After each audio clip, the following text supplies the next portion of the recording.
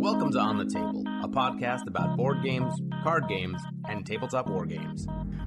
I can't believe they left us in here. We're only halfway out of talking about the Targaryen Hero Box for A Song of Ice and Fire the Miniatures games. Looks like we'll have to talk through this on our own, Josh, on episode 75 of the On the Table Gaming podcast. Let's just be careful, not to get separated. It's like a good plan. We have all these characters to talk about, and all of them are loaded up on A Song of Ice and Fire Builder.com. But let's maybe take some time talking through some of the commander options, and then we're giving our thoughts about where that might fit in Targaryen lists these days. So we can start off with Belwas the Strong, and he's got this ability, Dogged. Each time this unit would suffer wounds from an enemy ability, attack, or tactics cards, reduce the number of wounds it suffers by 1. And I think is this kind of one of the first examples of this that we've seen? Yeah. I mean, there's lots of fending of hits. I don't think we've seen too many that just straight up cancel wounds. Yeah. And this is like across the board. This is attacks, this cards, any ability. So it's like everything.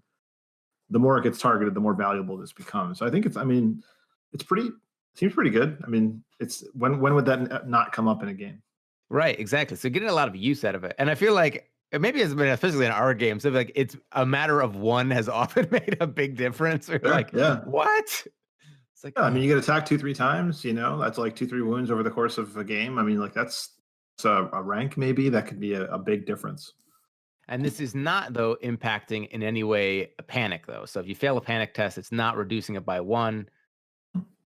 Just, if it's a direct suffering wounds from, trappers or things like that. All those auto wound lists, giants.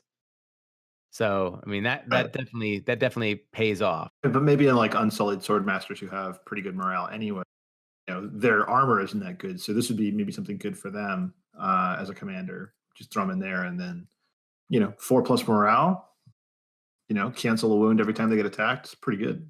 Yeah, we'll take it. And he's got some interesting tactics cards. Pathetic Attempt. We've seen this one on Alistair Thorne. After a friendly combat unit is attacked, if it did not lose a rank, the attacker suffers D3 wounds plus 1 additional wound for each remaining rank in the defending unit beyond the first. If the defending unit contains Belwas, you automatically count as rolling a 3. Oof. Yeah, with Belwas especially in the unit. I mean, think about this. Like if you attack the Unsullied, they're not going to fail the morale. He minus a wound. So if you do 3 wounds to them, next thing you know, you're taking 3 wounds plus 1 wound. So I mean, as much as 5 wounds. Yeah. If it's Belwas's unit. And right, and it's instant if it's his unit. Just 5 wounds, don't need to roll. Knocking your opponent down a rank. Yeah. And I think the Swords Masters are really a great offensive tool, and that's the Targaryen staple, right? It's like we do damage. Hitting 10 dice on a 2+, that is brutal. I assume, and maybe I'm out of turn here, but I'm assuming that the pikemen that we know are coming down the line, that they're going to have maybe a little bit more defensive tech. Although maybe they'll just be, kind of have a set for charge and they're, 4+ armor, but they'll just do more damage. I mean, what I'm going to get at is that this seems like it's going to be useful, certainly in the Unsullied Swordmasters, but even more so maybe in pikemen. Yeah. I don't know how much synergy this would have with a lot of the Dothraki type units. Obviously he can't go in there, but this probably doesn't come up that often. I guess cavalry doesn't lose ranks as quickly as infantry does, so it's still potentially good. But I think where this shines is that elite infantry unit that can just kind of shrug off an attack and do that 5 damage, the 5 wounds back. I mean, that's right. Pretty gross, especially against something like a giant where it's wounds is a really big deal.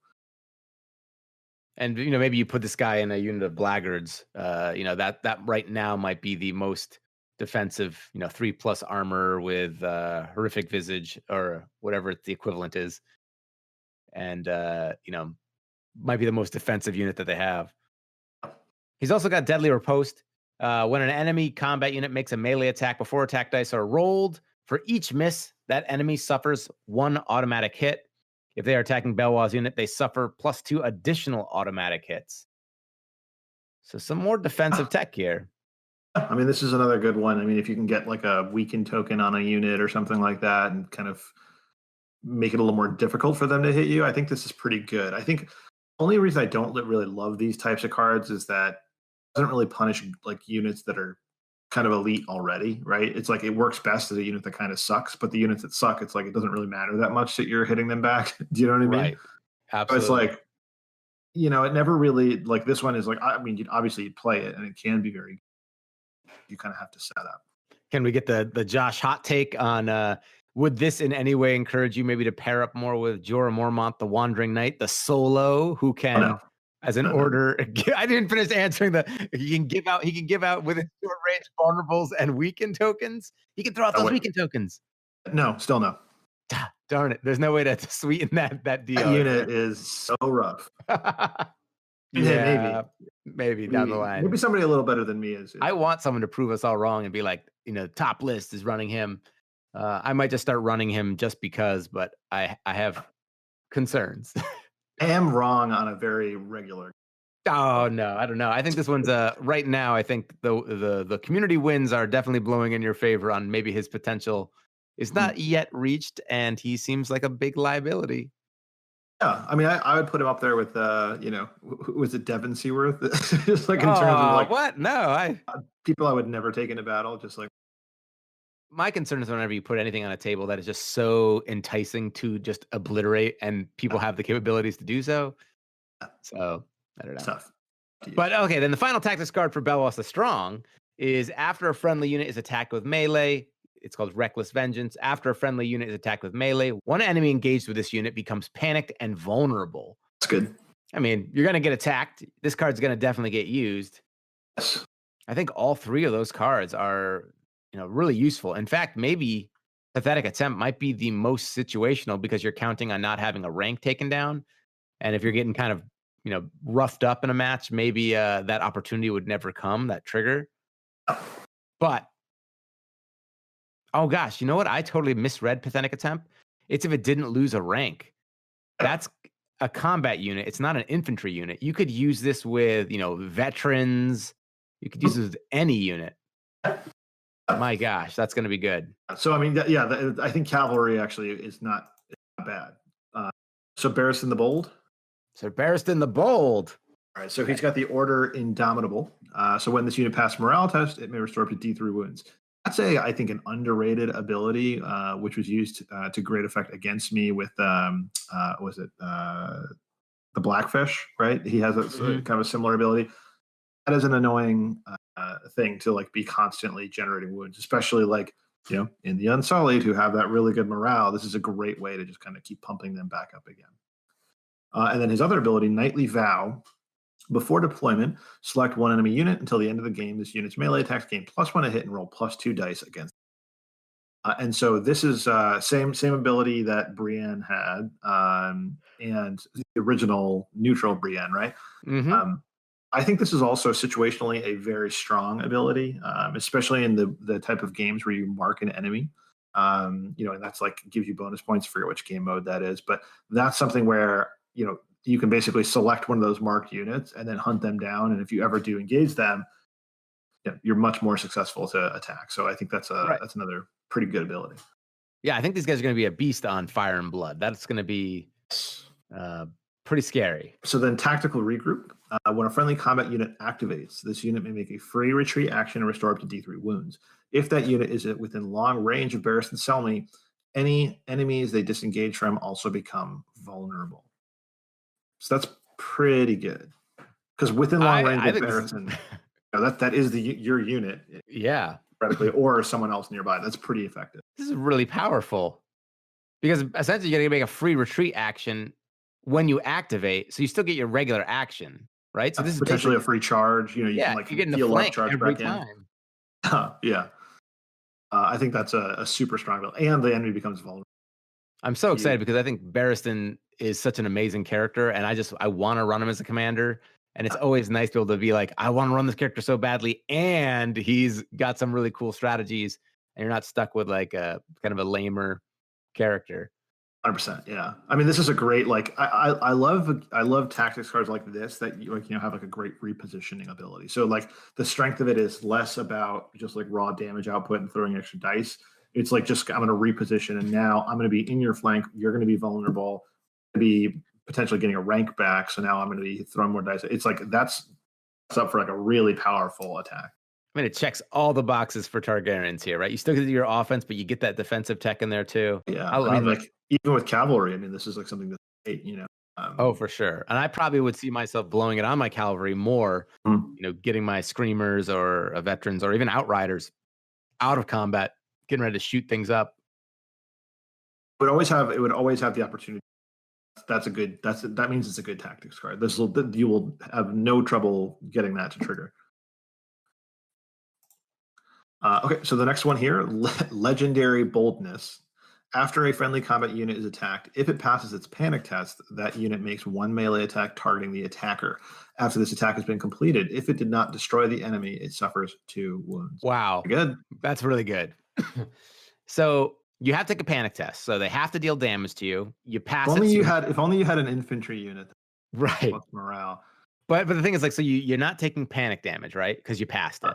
So you would have typically taken 2 to 4 wounds from failing a panic test. What you're basically doing is saying, yeah, I passed the test, but I'm going to just take the minimum I had rolled in 2 wounds, and I'm going to smash somebody down with a free melee attack. Conditionally, too, because if you kill the enemy, you don't take the test. Right, yeah. A free melee attack is not a small thing. You get 10 dice and 2+, too. I'll be like, all right. Like, how many? 20 dice this turn on a 2 or better? Sure. Oh my God. Like, I mean, the number of attacks you can fire off is going to be stupid, especially if you can claim like the combat zone or anything. I mean, like, think about like the amount of attacks you can have with one unit in a game with this card. It's just ridiculous. One might even say this card is legendary. All right, and then the last one, Press the Advantage. When a friendly combat unit attacks a vulnerable enemy, goes with the other card.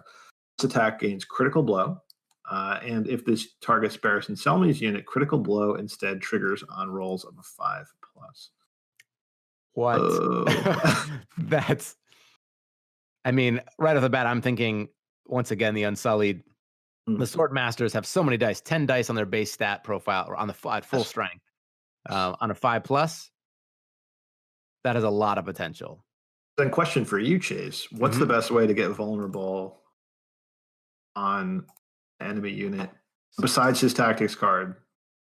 What else is a good way to do it? Yeah, so I think there's actually a lot of ways to get vulnerable out there. So number one, don't forget we have the Outrider KO attachment. And so the Outrider KO attachment allows you to place a vulnerable token on a unit at long range and within line of sight. And it happens at the start of a turn. So you can just drop that order token, throw out a vulnerable, and then do your turn. In fact, though, maybe I'm making a mistake here. What was the trigger on his tactics card? When a friendly combat unit attacks a vulnerable. Okay, so the order of operations works fine there because it's the start of the turn. You put the condition token down. Then you get to do your attack and trigger your card. So exactly. I think there's actually a lot of ways, and there's also Grey Worm. I mean, but I think, this might be the easiest way, just using an Outrider KO. And I know a lot of people are already running them. I think that versus the Screamer giving the Sundering. I think the action economy that you can synergize off of other units that you have by putting vulnerables out mean that you're probably going to be taking Outrider KOs as your attachment, riding around, throwing out vulnerable tokens where you need them to be. I mean, a long range ability on a unit that gets a free maneuver at the start of its activation, like you can get these guys easily cover most of the board. And also, of course, you could always take the tactics zone, right? Oh, right, of course. Yeah, I'm doing all this hard work, and you're just like, yeah, how about like the simple direct approach? Well, no, but I think it's good to have redundancy. So like that card is so powerful, but it's also cold nothing if you don't set it up first. So then you have to think about it that way. And on Facebook, it was Scott Hewitson. So last Monday, we had our Make a List Monday challenge where they were charged with making a list using the Outriders for House Targaryen and a unit from the House Targaryen box. There's a lot of great lists that were posted in the comments on that page, on our Facebook page. But it was Scott Hewitson who put out the list called I Feel Vulnerable, where he took Barristan Selmy the Bold as his leader with Unsullied and put them in Unsullied Swordmasters, a unit of Dothraki Screamers, a unit of Dothraki Outriders with a KO, House Bolton Cutthroats with Grey Worm freed by the dragon, a 2-point attachment, who has an order that lets when you make a melee attack after the attack dice are rolled, the dependent becomes vulnerable, and also has Combat Master. The unit may always re-roll its attack dice and may never become weakened. For his NCUs, he took Daenerys Targaryen, Peter Baelish, and Mopatis for that extra activation. And basically in that army, there's like so many ways to give out vulnerable. You can be really pushing through a lot of damage. I mean, basically every unit bar the Screamers. And then Baelish can let you take that envelope twice around if you want to get those cards and really dig for press the advantage. I mean, it's clearly an effective. I mean, that could be a big one. I mean, rolls of a critical blow on a 5+, just that's good. What's really going to be interesting though is like down the line is like Targaryen versus Targaryen matchups where you have some like really fancy condition token play, and you know the other person's going to also be able to have Unsullied where they're like, yeah, we don't care about your tokens. It's also true. That would be rough. Have to look for something else. And so the other commander then, Grey Worm, the Unsullied commander.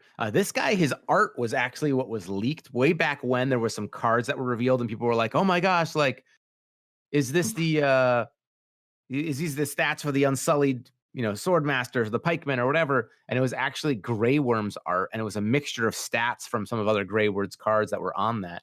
So now we actually have the official real stuff here. Grey Worm, Unsullied commander. He's got boldness and courage. When this unit makes a melee attack, it's always treated as having 1 additional rank. And if it already has full ranks, it rolls +2 dice.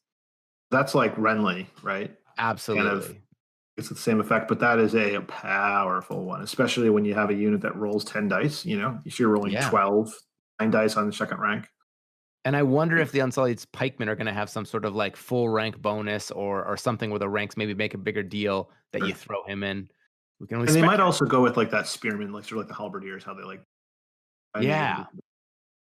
And so his first tactics card is refuse to yield. When a friendly unit passes a morale test, restore up to 2 wounds on that unit. If this is an Unsullied unit, restore D3+1 unit, D3+1 wounds instead.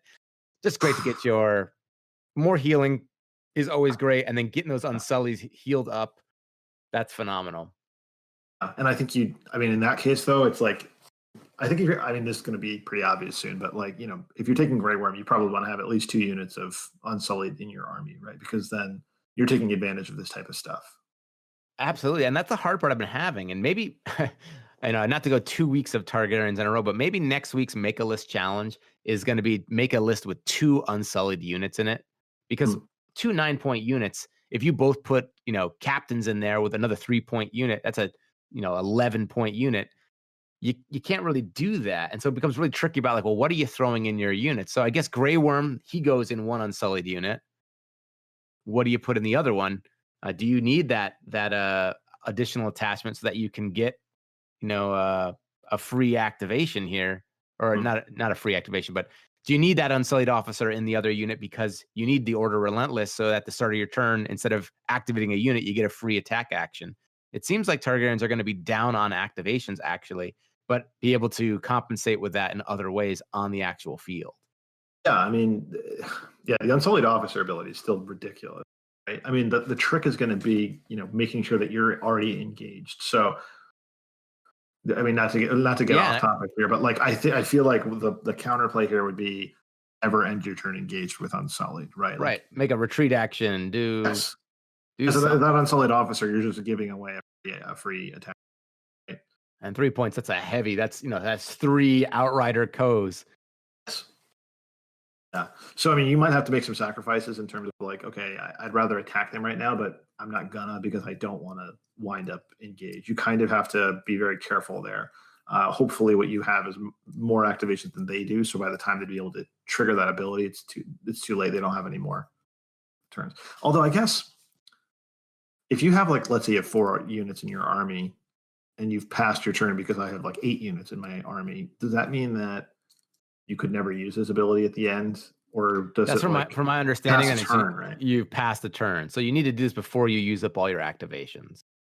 Okay. Yeah. So I mean, it'd be something to work your way around. And then Grey Worm's second tactics card, Devastating Impact, also a card we've seen before. Yeah, a classic. When a friendly unit charges, that unit may reroll their charge distance die, and their attacks deal +2 additional hits that are, +2 additional automatic hits. If you control the maneuver zone on the tactics board, you automatically count as having rolled a 6 for their charge distance, and they deal +2 automatic wounds instead of hits. Mm-hmm. That's going to be great. I mean, especially, I think on cavalry getting in the flanks, moving your Unsullied up the field, because those Unsullied, they are not slow. Oh, speed 6. That's, pretty scary. That's terrifying. So, I mean, also just another great classic tactics card. So right now, I think Grey Worm has some just really solid foundation. And then finally, he's got Forced March. For all you Harma players out there, you are no stranger. At the start of the round, one friendly infantry unit may pivot and then make a free march action and then become weakened. And Unsullied, of course, would ignore that token. Just a really solid commander. There's not a lot of necessarily tricks here, but I just feel like he's got maybe 3 of the most solid foundational cards. Yeah. Well, what he's doing is he's giving a lot of maneuverability to an army, right? I mean, a free march action is ridiculous. It's you can move 18 inches more in a turn, technically. Right. March 12, and then take your charge action, so you can make 12 if you. Yeah. It's silly. So yeah, I think that's an awesome ability, especially when using Unsullied, who just go, we're not worried about the weakened token because we can't. It's gonna be very tactical on the battlefield, very focused on the battlefield and on your units doing their thing. Yes. Do you think people will argue about that'll become weakened and the Unsullied rule ignoring tokens? Oh, I bet they will. Yes. there'll be somebody who's like, no, that's not. Oh, you get into some weird situations too, where then you can kind of strip the Unsullied of their ability with a card and then put it back on, and it's going to be interesting. So just because it means it can never gain tokens, if still ways to get them on. Yeah, exactly. That might be a fun experiment in the future. Is how many ways can we mess with Stannis and Unsullied and get these tokens onto them? Anyway. So I mean, those are kind of the foundational commanders for the Targaryen Hero Box. I mean, out of those, is there any one of them that you're like, oh man, I'm so excited to get this one on the table? I mean, probably not a huge surprise, but I mean, I think Barristan and Grey Worm are probably the 2 that I'm most interested in. I think of those, I would say I'm probably the most interested in Grey Worm because he's basically a Stark commander for the Targaryens. Yeah. So that's my style. I like the running around of surprise maneuvers. I think that's really awesome. But Barristan's also very, very good. I think I'm going to go with Barristan. I've been really looking at some of the lists that were submitted on our Facebook page for the Targaryen Outrider Hero Box Synergy Army. And, looking at some of the other ones like Jorah Mormont, the Andal, he has an order Stubborn Tenacity. When this unit passes a morale test, one enemy engaged with this unit suffers D3 wounds. And looking at him and Barristan's order for healing when you take a morale test, I really think there's going to be some cool opportunities to make Outriders really shine, like riding around, shooting into units that you can then trigger your orders off of and heal or push out more damage on the opponent. And I really do think that the Outriders were often seen as very lackluster when they first came out. Now I think we're going to see them maybe really shining because sure, they're basically the same stat profile as Screamers, and people will be like, well, yeah, but you don't get to reroll your dice because you're not charging in. They have no melee weapon. But now actually they don't have to engage. You just pin something down with another unit and you just ride around and shoot things up in the rear, triggering the orders. That might be worth losing the ability to reroll your attack. Just finding ways to fire your own morale test. I mean, right. And especially, I've been in that spot, especially when there wasn't any infantry, where you got them riding around, and then the rest of your army's also so mobile they leave, and your Outriders get caught. Well, then you can use a tactical regroup and throw down Barristan Selmy's tactical regroup and get them out of there, heal them back up. It's interesting. I think, for one point, it's a pretty strong ability. Mm-hmm. I feel like this was more of the named attachments. That's kind of the right point range. Under 2 points. The ones that are 3, it's just so hard to, Yeah. Well, I mean, how many 3-point attachments can you really put in your army? Targaryens, there's only I mean, no, but it's mean like you're not gonna really run 2 Unsullied officers in your army. I'm thinking. I mean, maybe someone out there. That's 6 points. That's a whole nother unit. That's another like big unit. 6 points is not nothing. Although, wait, am I doing this wrong? Is this better? Actually, you're getting 2 activations. It's better than 1 unit that would only give you 1 activation, as long as you can keep this unit alive. And what would you do? Take 3 units of Unsullied, and that's like your whole army. I think you'd have to take like Khal Drogo or someone who's like mounted, right? So you don't use up your Unsullied slots, so that you could put 2 units of Unsullied with Unsullied officers. That's just so much, though. So many points. But think about it. I mean, think about it. 3 units of Unsullied, 2 of them with officers, 1 of them with Grey Worm. They also have to be an NCU. Yeah, still be tough to beat. I'm excited. I want to test these guys out. I'm trying to right now paint up as many Targaryens as I can possibly. So next time I get to see you, Unsullied already? I've got some units. I got 2 units of Unsullied. The real question is, do I do an unboxing and give one away, or do I paint them both up? Keep them all. Keep them all. Keep them all. I was also wondering down the line what the pikemen are going to do. Like, how can you fit them into the army? Like, are pikemen going to be lesser than? Like, what design space is left for them? They can't be a 9-point unit.